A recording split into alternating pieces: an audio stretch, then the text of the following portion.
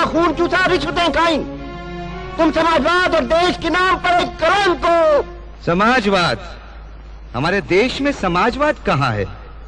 हमारे देश में तो अवसरवाद है, जात पातवाद है, कुर्सीवाद है। अरे समाजवाद तो तब आएगा जब आप अपने वोट की ताकत महसूस करेंगे। ये जो वोट है ना, ये कागज का टुकड़ा नहीं है कि डब्बे में डाला और चल दिए। ये वोट तुम्हारे परिवार, तुम्हारे देश, उसकी उन्नति की पर्ची है। ये तो दो धारी तलवार है जो दोनों तरफ से काटती है। ठीक जगह पड़े तो देश खुशहाल, और गलत जगह पड़े तो देश का सत्यानाश।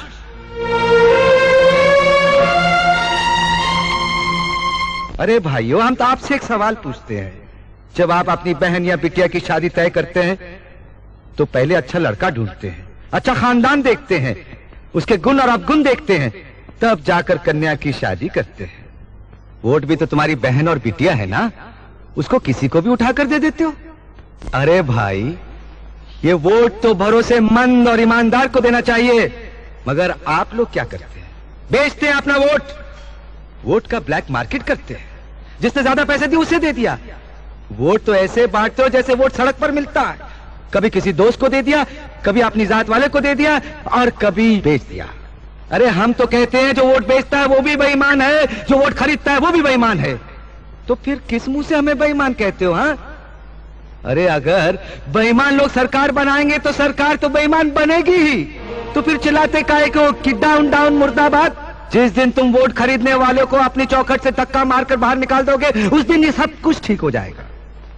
अब देखो, हमारे इन उप मुख्यमंत्रियों को, इन बेईमानों को किसने भेजा? ये आप ही के लोगों के भेजे हुए हैं ना। अब ये बेईमानी नहीं करेंगे तो क्या करेंगे? आज से 5 साल बाद जब इनको इलेक्शन लड़ना पड़ेगा तो ये पैसा कहां से लाएंगे? अरे यहीं से तो लाएंगे ना। अरे बोलिए बोलिए। आप कहते हैं कि हमने रिश्वत ली है, बेईमानी की है। अरे हम कहते हैं हाँ हमने रिश्वत खाई है। कोई कहता है 12 करोड़, कोई कहता है 15 करोड़, कोई 16। आप जानते हैं हमने कितना कमाया है? हाँ, 62 करोड़। 62 करोड़, 60 और 2। हाँ, अरे जरा सोचिए तो सही, अगर 6 महीने में हमने 62 करोड़ रुपया कमाया है तो हमसे पहले इतने लोगों ने इतने सालों में कितने करोड़ कमाए होंगे? हाँ?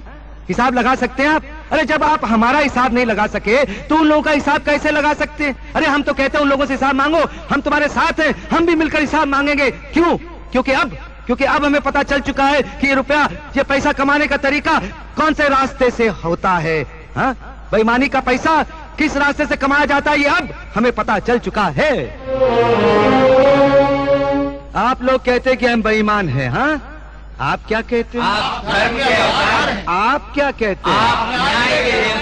आप क्या कहते हैं? कोई कहता है ईमानदारी के पैगंबर हैं, मगर हम क्या हैं? हम बेईमान हैं। हम भी जानते हैं, आप भी जानते हैं, लेकिन ये नहीं बोलेंगे।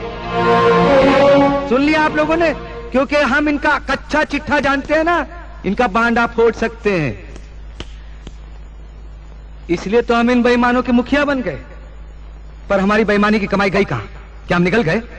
अरे हराम का पैसा कि उन ईमानदार लोगों की जय जयकार करो, उन्हीं को वोट दो, उन्हीं की सरकार बनाओ और लोकतंत्र के हाथ मजबूत करो।